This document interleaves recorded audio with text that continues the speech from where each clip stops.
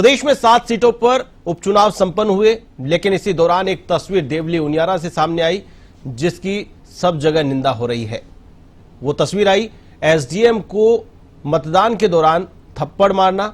यह थप्पड़ कांड पूरे प्रदेश भर में चर्चा का विषय बना हुआ है। आरएस लॉबी लामबंद है एक्शन को लेकर, तो वहीं थप्पड़ मारने वाले निर्दलीय प्रत्याशी नरेश मीणा को गिरफ्तार भी कर लिया गया है। क्या इफेक्ट, क्या साइड इफेक्ट, क्यों यह घटनाक्रम, इसको लेकर सियासी बयानबाजी भी लगातार सामने आ रही है। इसी पर चर्चा करेंगे आज का एजेंडा में। चर्चा करने के लिए मेरे साथ स्टूडियो में मौजूद है कांग्रेस प्रवक्ता भीमराज जी जाखड़, आपका बहुत बहुत स्वागत है। बीजेपी प्रवक्ता जयपाल सिंह जी मांडोता, आपका भी बहुत बहुत स्वागत है। भीमराज जी, जिस प्रकार से ये तस्वीर सामने आई, उपचुनाव का मतदान चल रहा था, बहिष्कार करना था, बहिष्कार कर भी रहे थे, लेकिन इसी दौरान एसडीएम पर हमलावर होना निर्दलीय प्रत्याशी का, इसको लेकर के सियासी बयानबाजी लगातार तेज हो रही है। सियासी गलियारों में पूर्व मुख्यमंत्री अशोक गहलोत का बयान भी सामने आया, उसको लेकर भी कई प्रकार की समीक्षाएं की जा रही है। कई बार तो ऐसे कहा जा रहा है कि वो भी इशारों में निशाना कहीं और भी साध रहे हैं। क्या कहेंगे इस पूरे घटनाक्रम को लेकर? देखिए, इस घटनाक्रम के बारे में हमारा स्टैंड बिल्कुल क्लियर है। हम ये कहना चाहते हैं कि इस तरह का प्रदर्शन और इस तरह का व्यवहार ओछी मानसिकता का परिचय। लोकतंत्र में अपने को अधिकार दिए हैं। आपको कोई बात है, आपका कोई बात मनवानी है, आपका कोई विरोध प्रदर्शन करना, आप धरना दीजिए, प्रदर्शन कीजिए, आप गवर्नर, आप जुडिशरी के पास जाइए, कहीं जाके अपनी बात रखिए। बट इस तरह आप जिस तरह नरेश मीणा ने जो इंसिडेंट एक अधिकारी के ऊपर किया है, जो अपनी ड्यूटी कर रहा था, निर्वाचन आयोग के निर्देशानुसार वो काम कर रहा था, आप उस पर मिस हैंडलिंग करते हो, ये ओछी मानसिकता परिचय। और लोकतंत्र में ऐसी घटनाओं की कहीं जगह नहीं है और हम गहरे शब्दों में इसकी निंदा करते हैं। और दूसरी बात हम कहना चाहते हैं कि यदि वो विरोध प्रदर्शन ग्रामीण कर रहे थे, धरने पे बैठ के कर रहे थे, तो नरेश मीणा उनके साथ बैठते। और फिर इंसिडेंट होने के बाद अब बात आती है सेकंड, जो मौजूदा सरकार होती है, मौजूदा मशीनरी होती है, तो इसके अंदर क्या है, मशीनरी का जो इंटेलिजेंस है पुलिस प्रशासन का, वो फेलियर नजर आ रहा है। और जो मौजूदा पुलिस अधिकारी थे, उन्होंने उसको जाने क्यों दिया जब थप्पड़ कांड के बाद। और इंटेलिजेंस आज पता चल रहा है कि उसके अंदर जो पुलिस ने जिन लोगों को डिटेन किया है, उसमें से अधिकतर लोग बाहर के हैं। और इतने लोग बाहर से आ रहे थे, यूथ आ रहे थे, वो हल्लड़ कर रहे थे। अलीगढ़ में उसने बैठ के प्रदर्शन किया था, जवाहर सर्किल जयपुर में किया था। तो पुलिस क्या कर रही थी? पुलिस को इनका खबर क्यों नहीं थी? उसको जाने को दिया। फिर पुलिस से गिरफ्तार करने के बाद वो छूट कैसे गया एक बार रात को? और पुलिस ने इंटरनेट बंद करने में देरी की, जिससे उसने क्या किया, लोगों को भीड़ इकट्ठा हुई और आगजनी हुई। मजदूरों के, किसानों के, ग्रामीणों को इसको परेशानी का सामना करना, लोगों के घर जले हैं, बाइकें जली हैं, गाड़ियां जली हैं। तो आखिर हम कहना चाहते हैं कि इसमें बीजेपी सरकार का इंटेलिजेंस फेलियर है, पुलिस प्रशासन की कहीं पकड़ नहीं थी, तब इस जाकर ये कांड हुआ। और पत्रकार भी उसके अंदर चोटिल हुए हैं, जो एसएमएस में एडमिट हैं, जैसे हम मिलके हैं, हम भी मिलके हैं, आज मैं भी उनसे मिल के आ रहा हूँ। तो हम इसको कहते हैं इंटेलिजेंस फेलियर, सरकार का कहीं इस पर कोई पकड़ नहीं है। तभी इस तरह की घटना को ये पुनरावृत्ति। यदि समय से इस पर काबू किया होता तो उनको पता होता कि इंटेलिजेंस की रिपोर्ट सही होती, तो ये इस तरह की घटना नहीं होती। बिल्कुल जयपाल जी, जिस प्रकार से भीमराज जी ने अपनी बात रखी है, पूर्व मुख्यमंत्री अशोक गहलोत का बयान भी सामने आया था इस घटनाक्रम को लेकर के। उन्होंने भी निशाना साधा है, सरकार का फेलियर इसे बताया है। उन्होंने कहा कि समय रहते अगर स्थिति को कंट्रोल कर लिया जाता तो ऐसी स्थिति होती नहीं। ऐसी स्थिति उत्पन्न ही क्यों हुई? उन्होंने कहा कि विपक्ष को साथ में लेकर के ऐसे मुद्दों पर सरकार को आगे बढ़ना चाहिए, सकारात्मक कदम उठाना चाहिए, लेकिन सरकार इस पूरे मामले में फेलियर रही है। जयपाल जी, देखिए, जिस गांव में घटना हुई, हमें उस घटना के परिप्रेक्ष्य में जाना पड़ेगा। ये सरावता गांव जो है, तो वहां पर आज से पहले बहुत सारे दिनों से ये मांग थी, डिमांड थी गांव वालों की कि उनका जो उपखंड है वो उनियारा किया जाए। ये मांग बहुत समय से चल रही थी। अब सवाल उठता है कि वहां पे जो घटना हुई और एक निर्दलीय प्रत्याशी द्वारा वहां पर लोक सेवक पर हाथ उठाया गया, मारपीट की गई, दुर्भाग्यपूर्ण है। लोकतंत्र में ऐसी घटनाओं का कोई स्थान नहीं है। उसकी निंदा करते हैं, आलोचना करते हैं। लेकिन वहां पर जो घटना हुई, वहां पे ग्रामवासी काफी दिनों से वहां वो मांग कर रहे थे, उनकी डिमांड थी और निश्चित रूप से वो शासन प्रशासन के साथ में उनकी डायलॉग भी चल रही थी। लेकिन अचानक वहां पर इस मुद्दे को हाईजेक करने के लिए उस दिन लोगों ने बहिष्कार किया मतदान का। लोक सेवक अपना ड्यूटी कर रहे थे, मतदान कर्मी। सरकार का जहां तक फेलियर का सवाल है, मैं कहना चाहता हूं कि कोड ऑफ कंडक्ट लगा हुआ है, आचार संहिता लगी हुई है और आचार संहिता के दौरान निश्चित रूप से जो शासन प्रशासन होता है वो चुनाव आयोग के निर्देशन में काम करता है और चुनाव आयोग की जो गाइडलाइन मिलती है उसके अकॉर्डिंग काम करता है। वहां शासन प्रशासन का, सरकार का कोई रोल नहीं होता है। अब वहां पर जो घटना हुई, घटना के बाद में शासन प्रशासन की जो पहली प्राथमिकता थी वो ये थी कि वहां पर शांतिपूर्ण तरीके से चुनाव कास्ट हो, वोटिंग हो वहां पर, और वोटिंग के बाद में जो कानूनी प्रक्रिया तहत जिन्होंने वहां क्राइम किया, अपराध किया, जहां पर लोग से हाथ उठाया, उनको डिटेन करके उनको अरेस्ट करने की कार्रवाई शासन प्रशासन ने की। लेकिन वहां पर गांव वाले जिस हिसाब से कह रहे हैं कि वहां पर बाहर से क्रिमिनल्स आए और क्रिमिनल्स ने आके और वहां पर गांव के अंदर अराजकता फैलाई और पुलिस को अपना कार्रवाई करनी पड़ी, आंसू के छोड़ने पड़े। मैं एक बात दावे के साथ कहता हूं कि जो भी दोषी हैं वो बख्शे नहीं जाएंगे, जो दोषी नहीं है वो डरे नहीं। बिल्कुल सामूहिक रूप से इसमें जो भी दोषी है उन पर सख्त सख्त कार्रवाई ये सरकार करेगी। बिल्कुल भीमराज जी, जिस प्रकार से बयानबाजी शुरू हुई इस घटनाक्रम को लेकर, पूर्व मुख्यमंत्री अशोक गहलोत ने बयान दिया, उसके बाद पलटवार किया गया। बीजेपी प्रदेशाध्यक्ष मदन राठौड़ ने अशोक गहलोत के बयान को लेकर पलटवार किया। उन्होंने कहा कि कांग्रेस के वरिष्ठ नेता हैं, वो कुछ भी कह सकते हैं। नरेश मीणा उनकी पार्टी का सदस्य था, जिम्मेदारी तो उनकी बनती थी। देखिए, नरेश मीणा पार्टी में पहले था और पार्टी में रहते हुए कोई गतिविधि है तो आप बताइए। उनकी जो उसने जो थप्पड़ कांड किया, हमने पार्टी से निष्कासित कर दिया और पार्टी के नियमों की उसने पालना नहीं की तो हमारे नेतृत्व ने, सीनियर मैनेजमेंट ने इसको बाहर का रास्ता दिखा दिया और उसको कहा कि आप हमारे पार्टी के नियमानुसार चलेंगे तो आप रहिए। उन्होंने नहीं रहे तो हमने बाहर का रास्ता दिखा दिया। अब हमारे मित्र अभी कह रहे थे कि क्रिमिनल्स बाहर से आए, तो ये बात तो एक्सेप्ट कर रहे हैं। तब हम ये बार बार एक ही बात कर रहे हैं कि आखिर में इंटेलिजेंस क्या कर रही थी और चुनाव आयोग अपना काम कर रहा है, बिल्कुल सही कह रहे हो आप। पर चुनाव आयोग की जो प्रशासन और मशीनरी मांगता है वो उपलब्ध कराना राज्य सरकार का कर्तव्य होता है और वो उसकी राज्य सरकार की भी ड्यूटी होती है, चाहे किसी कोई भी सरकार हो। चुनाव आयोग को पुलिस और प्रशासन उपलब्ध कराना राज्य सरकार का कर्तव्य, उसने उपलब्ध करवाए। पर पुलिस प्रशासन पे आपकी पकड़ कमजोर थी और इंटेलिजेंस फेलियर थी, जिसमें आपको ये आप कह रहे हो कि क्रिमिनल्स आए और जो डिटेन किए उसमें से 81 लोगों को डिटेन किया, 60 लोग बाहर के। अब रहा मदन राठौड़ जी का, मदन राठौड़ जी अपने बचाव के लिए कुछ तो कहना पड़ेगा।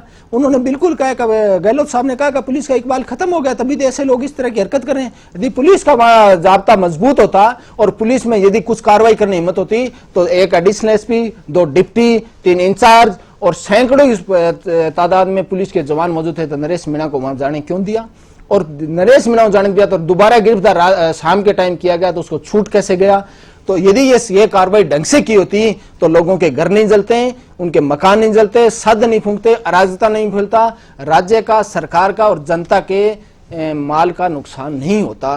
तो इसलिए हम कहना चाहते हैं सरकार का कंट्रोल है नहीं और सरकार का अभी भी, मैं आपके चैनलों के माध्यम से सब जगह पढ़ा है, मैंने देखा है, सिर्फ और सिर्फ जिला कलेक्टर ने शांति की अपील की और कहीं राज्य सरकार की तरफ से कोई अपील नहीं की कि आप शांति व्यवस्था बनवाइए। किरोड़ी लाल मीणा जी गए मौके पर, किरोड़ी लाल जी मीणा का बयान सुनिए कि पुलिस की लाठी पड़ती है वो नेता बनता है। तो जहां इस तरह का गर्म माहौल और उस तरह से बयान देना एक तरफ दंगा भड़काने की और संकेत है, ऐसा अच्छी बात नहीं है। ये मैं तो कहता हूं कि सीनियर लीडर हैं, उनको शांति की अपील करनी चाहिए, लोगों को समझा के मामला सुलझाना चाहिए था। यदि गए तो लेट गए और लेट गए तो उन्होंने मामला सुलझाने का कोई प्रयास नहीं किया। जयपाल जी, इस मामले को सुलझाने के बजाय उलझाया जा रहा है, ऐसा आरोप लगाया जा रहा है भीमराज जी की ओर से।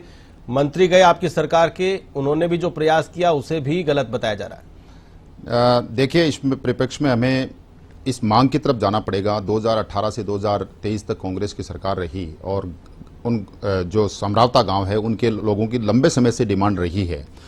और जहां तक सवाल है कि आज पूरी जो मामला है वो पटाख से हो गया, डीएम ने भी कहा कि हमने 6 बार फोन किया, उन्होंने वहां पिक नहीं किया। और जहां तक सवाल फेलियर का या प्रशासन की फेलियर का सवाल है, मैं कहता हूं कि वहां पर गांव वाले धरने पे बैठे हैं, आज से नहीं, उनकी डिमांड है, वो शासन प्रशासन के साथ में टच में थे, उनकी मांग को एस्केलेट किया गया। लेकिन कुछ असामाजिक तत्व और कुछ लोग अपनी राजनीति चमकाने के लिए, जैसा आज गहलोत साहब ने कहा कि नरेश मीणा जी हमारी पार्टी के नेता हैं, हमारी पार्टी के नेता रहे हैं, और इस बात को मानना पड़ेगा वहां पर कि लोकल पॉलिटिक्स ये आपस में कांग्रेस की अंतरकला है। वहां के अभी कुछ दिनों पहले नरेश मीणा जी कह रहे थे कि मेरे को जान से मारने की धमकी मिल रही है, कौन दे रहे थे वो धमकी? तो ये आपस में अपने आप को बड़ा साबित करने के लिए इनके नेता आपस में जो कलह है वहां पर उस मुद्दे को हाईजेक किया गया, उस मुद्दे को हाईजेक करके दंगे का रूप दिया गया। और लेकिन मैं फिर आश्वस्त करना चाहता हूं कि शासन प्रशासन वहां माकूल व्यवस्था है, डिप्लॉय किया गया है और जो भी लोग प्रायोजित रूप से उस दंगे में शामिल हैं, दोषियों को बख्शा नहीं जाएगा और जो भी निर्दोष है वो निश्चिंत रहे, उनके साथ कोई कार्रवाई नहीं होगी, वो निश्चिंत रहे गांव वाले। बिल्कुल भीमराज जी, इसके साथ ही मैं बताना चाहूंगा कि गृह राज्य मंत्री जवाहर सिंह बेडम का बयान सामने आया। उन्होंने कहा कि अशोक गहलोत का बयान अपने आप में एक इशारा कर रहा है, अंदरूनी लड़ाई की ओर संकेत कर रहा है। मैं इतना बात कहना चाहूँ, अभी मेरे मित्र कहते हैं असामाजिक तत्व आए, पहले इन्होंने बोला क्रिमिनल्स आए, तो ये इंटेलिजेंस का फेलियर साफ नजर आ रहा है। उस बात को बीजेपी स्वीकार नहीं कर रहे। बट मैं कहना चाहता हूँ कि थे तो इनके कभी कोई नेता बात करने गया, कोई अधिकारी ने उनसे समझा इसकी कोशिश की? धरना प्रदर्शन करना लोकतांत्रिक अधिकार है, कोई भी आदमी कानूनों के अनुसार अपना धरना प्रदर्शन की बात रख सकता है। और रही बात नरेश सिम्हा कह रहे हैं मुझे मारने, नरेश सिम्हा ने कोई एप्लीकेशन दी है प्रशासन के सामने? किसी नेता का नाम लिया? अब नाम तो किसी का ले लो, आप लिखित में दीजिए, उसके प्रूफ दीजिए कि मेरे पास इस समय फोन आया, इन लोगों को मेरे लिए कहा है मारने के लिए। ऐसा कुछ नहीं है, झूठे आरोप लगा रहे हैं। कांग्रेस अपने जो गांधीवादी तरीके से अपना काम कर रही है, चुनाव के अंदर अपने प्रचार प्रसार कर रही है और अपने चुनाव लड़ रही है। और बीजेपी इसके अंदर स्वीकार करें कि हम क्या इसके अंदर करना चाह रहे हैं, किन लोगों को पकड़ा है और जिन लोगों का नुकसान हुआ है क्या उनको मुआवजा मिलेगा जो निर्दोष थे, और क्यों महिलाओं के साथ मारपीट की गई, क्यों 60-70 साल के बुजुर्ग थे जो अपने पशुओं के बारे में, उनको क्यों पीटा गया, ये तमाम सवाल खड़े करते हैं। आखिर इसको पुलिस ने इस दंगे को भड़कने क्यों दिया? यदि समय रहते यदि पुलिस काम करती तो ये दंगा नहीं भड़कता। इसमें बीजेपी सरकार का monitoring has been failure on this time. पर एक मैं बीच में मैं एक कवि का शायर है वो मैं कहना चाहता हूं कि इत्र से कपड़ा महकना कोई बड़ी बात नहीं होती, मजा तो जब है जब खुशबू आपके किरदार में खुशबू नहीं थी, इसलिए दंगा बढ़ा। पीसीसी चीफ गोविंद सिंह डोटासरा का बयान सामने आया है कि उपद्रव हो रहा है, पुलिस वहां पर हाथ धरे बैठी है, पर्ची सरकार सोई हुई है। क्या अब एक्शन लेने के लिए भी दिल्ली से पर्ची आएगी? मैं फिर वहीं जा रहा हूँ, रिपीट कर रहा हूँ कि जिस गांव में घटना हुई है, जिस गांव में हिंसा हुई है, निश्चित रूप से दुर्भाग्यपूर्ण है और लोक सेवा पर हाथ उठाना ये निंदनीय है। लोकतंत्र में ऐसी घटना को कोई स्थान नहीं है। लेकिन जहां पे कोड ऑफ कंडक्ट लगा हुआ है, आचार संहिता लगी हुई है, वहां पर चुनाव आयोग इन्फोर्समेंट होता है और शासन प्रशासन उनके अंडर में ही काम करता है। जो घटना हुई, घटना के बाद में प्राथमिकता के साथ में वहां के शासन प्रशासन ने वहां पर वोटिंग हो, आसपास में लॉ एंड ऑर्डर बनी रहे। लेकिन गहलोत जी का बयान था कि यह घटना हुई क्यों, होने की जरूरत क्यों आई, ऐसी नौबत क्यों आई? मैं बता रहा हूं इसके क्यों हुई। समस्या को समय रहते नहीं सुना गया? नहीं, मैं बता रहा हूं इसको। जैसा आज डीएम महोदय ने कहा कि उन्होंने 5-6 बार नहीं, उनके साथ में संवाद बना हुआ, ग्रामीणों के साथ में बातचीत चल रही थी उनकी, और जो उनकी समस्या थी उसको एस्केलेट किया गया, निश्चित रूप से उसको प्रोसेस किया गया है।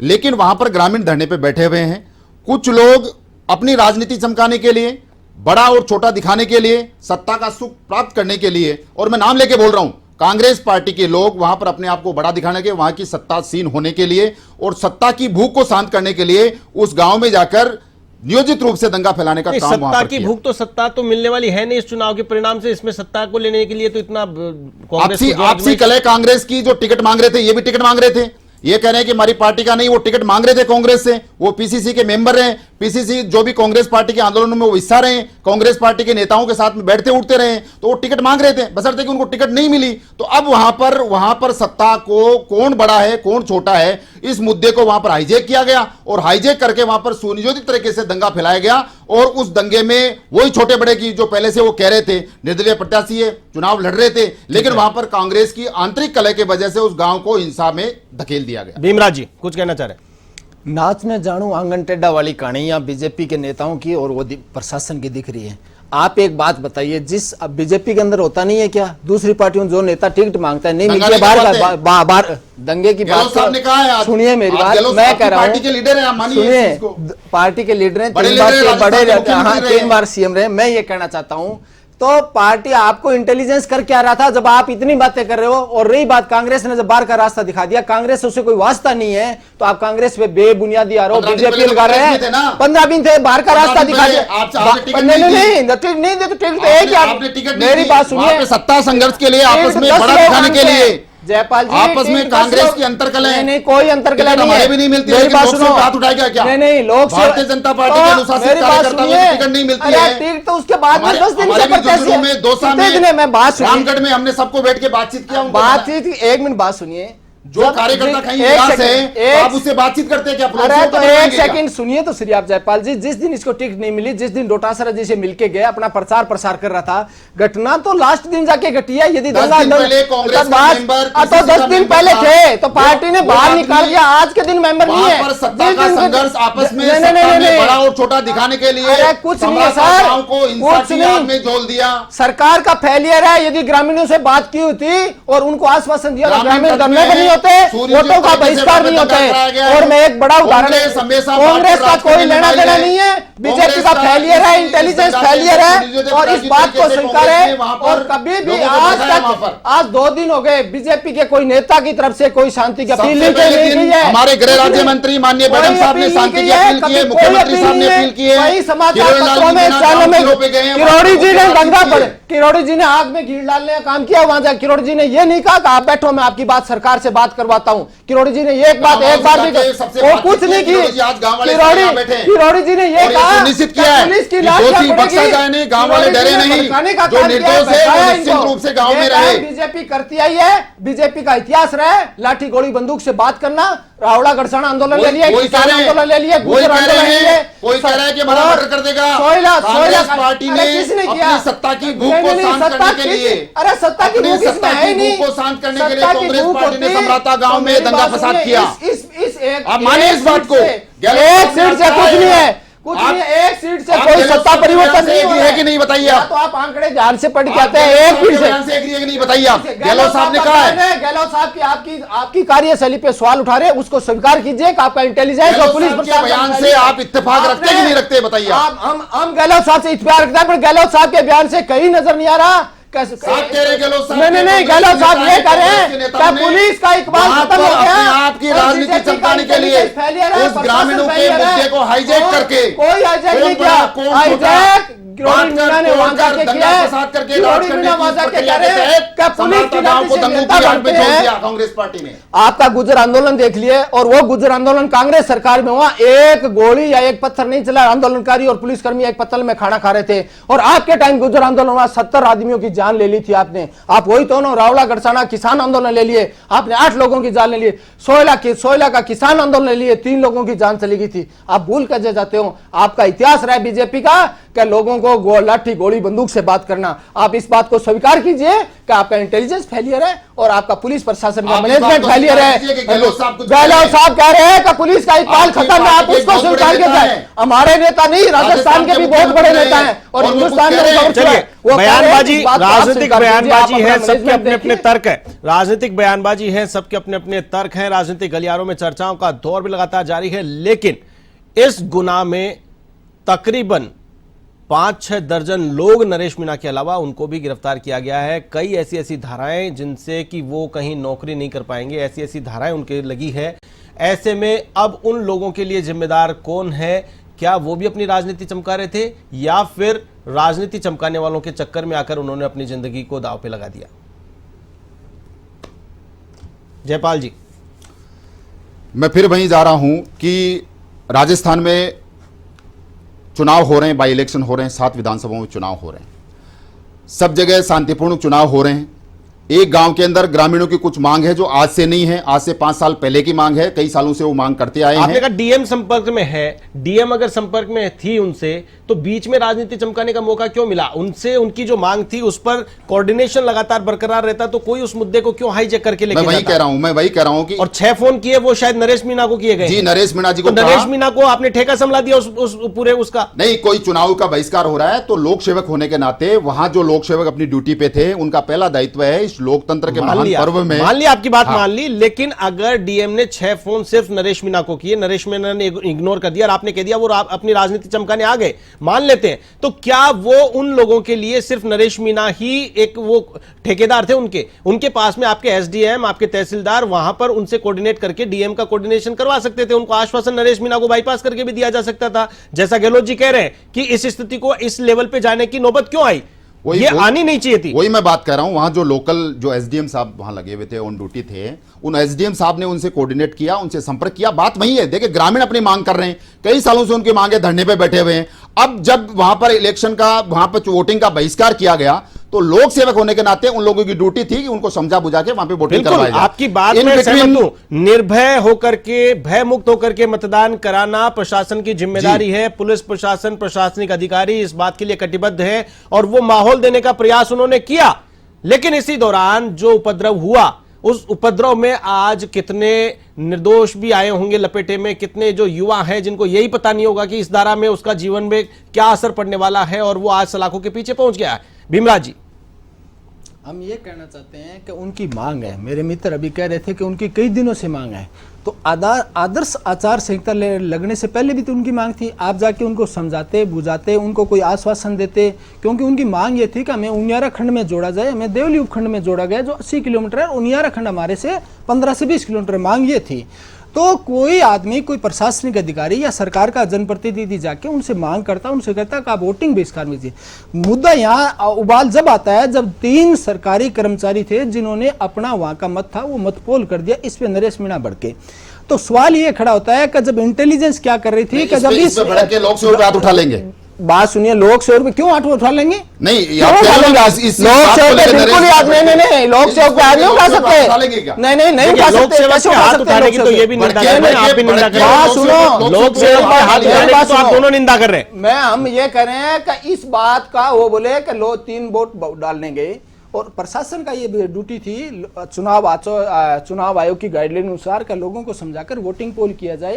और दूसरा आचार संहिता है, आप कोई नोटिफिकेशन मत निकालो, आप कोई ऑर्डर मत निकालो, कम से कम एक आश्वासन तो दिया जा सकता है, जैसा कि भीमराज जी कह रहे हैं। जयपाल जी, ये एक रास्ता अपनाया जा सकता था। यह प्रशासन की मजबूरी थी, क्योंकि वो आदर्श आचार संहिता के अंदर लिख के नहीं दे सकते, आश्वासन दे सकते हैं, इसलिए वो कह रहे थे कि हमारे को लिख के दो। पर हम ये कहना चाहते हैं कि आदर्श आचार संहिता लगने से पहले डिमांड थी तो सरकार क्या कर रही थी, और एक तो ये चीज, दूसरा यदि बाहर से लोग आए तो इंटेलिजेंस क्या कर रही थी। जयपाल जी, संक्षेप में, समय की सीमा है। नहीं, निश्चित रूप से वहां पर जो मांग थी, मैं पहले फिर रिपीट कर रहा हूं कि 2018-20 से पहले मान लिया वो कांग्रेस के समय भी थी, कांग्रेस ने उसको उस मांग पे भजनलाल जी सरकार को 11 महीने में 4 महीने लोकसभा आचार संहिता गई। इन 4 महीनों में अब आप बताइए कि सीधा क्या डीएम गांव में जाके बैठ जाएगा, क्या जिला मजिस्ट्रेट गांव में जाके बैठ जाएगा? तो बैठा, सक्षम अधिकारी आज भी तो बैठा है, आज भी तो गया है। जो सक्षम अधिकारी था, जो एसडीएम था, वो ग्राम वालों के संपर्क में था। जयपाल जी, रात्रि चौपाल करने के लिए कलेक्टर जा रहे हैं, गाँव में जाते हैं, वो परिस्थिति देखी जाती है, कैसी गंभीरता है उस विषय की, वो देखी जाती है। लेकिन वहां जो अधिकारी था, एसडीएम अधिकारी था, वो गांव वालों से बिल्कुल संपर्क में था, उनकी मांग को डीएम से संपर्क करा के और उसको सुनिश्चित तरीके से उनको समझाइश के प्रयास किए। भीमराज जी, इसमें कोई शक नहीं है, प्रयास किया गया है, प्रयास किया गया होता तो ये हालात नहीं बनते। वो जो पीआरओ जो एआरओ हैं, जो अमित चौधरी हैं, वो उस करीबन 9 बजे वहां पहुंचे थे। उनको कलेक्टर ने दिशा निर्देश किया कि आप जाके ग्रामीणों से समझाइश कीजिए। जब हम ये कहना चाहते हैं कि आप पहले समझाइश करके इस मुद्दे को हल किया होता या उनको आश्वासन दिया होता तो पोलिंग का बहिष्कार नहीं होता, तो माई थिंक ये बवाल नहीं खड़ा होता, और इंटेलिजेंस सही तरीके से काम करती तो बाहर के लोग आगे उपद्रव नहीं फैलाते और जनता का जनमाल का नुकसान नहीं होता और सरकारी मशीनरी का नुकसान नहीं होता और लोगों को चोटें नहीं आती, पत्रकारों को, पुलिसकर्मी भी चोटिल हुए इसके अंदर। तो इसलिए हम कहना चाहते हैं management has been failure on this time.